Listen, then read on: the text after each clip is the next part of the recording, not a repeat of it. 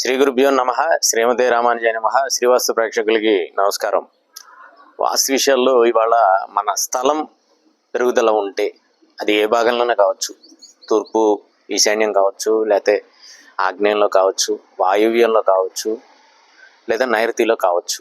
చాలామంది అంటే ఇటీవల మనం కొన్ని గృహాలు చూసినప్పుడు స్థలం పెరుగుదల ఉంటుంది.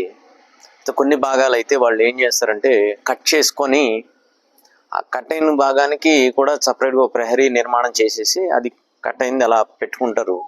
ఒక్కోసారి గేట్ పెట్టుకోవటం, దానిలోకి ఇంట్లోంచి వెళ్ళడానికి, అంటే మన ఇంటిలోనే అది కూడా ఉంటుంది, దాన్ని ఏమి బయటకు వదిలే పరిస్థితి చేసుకోరు. ఎందుకంటే ఒక్కోసారి అది 5 గజాలు ఉండొచ్చు, 10 గజాలు ఉండొచ్చు, కొన్ని 50-70 గజాలు కూడా ఉండొచ్చు.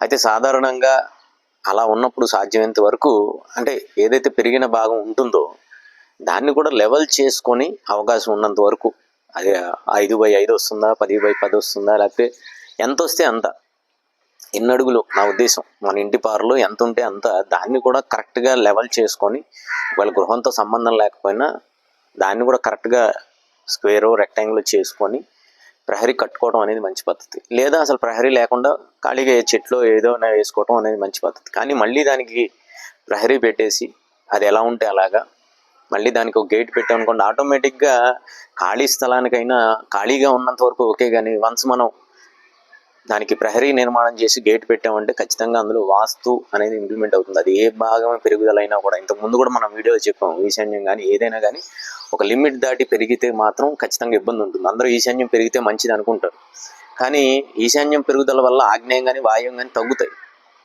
అది గమనించుకోరు.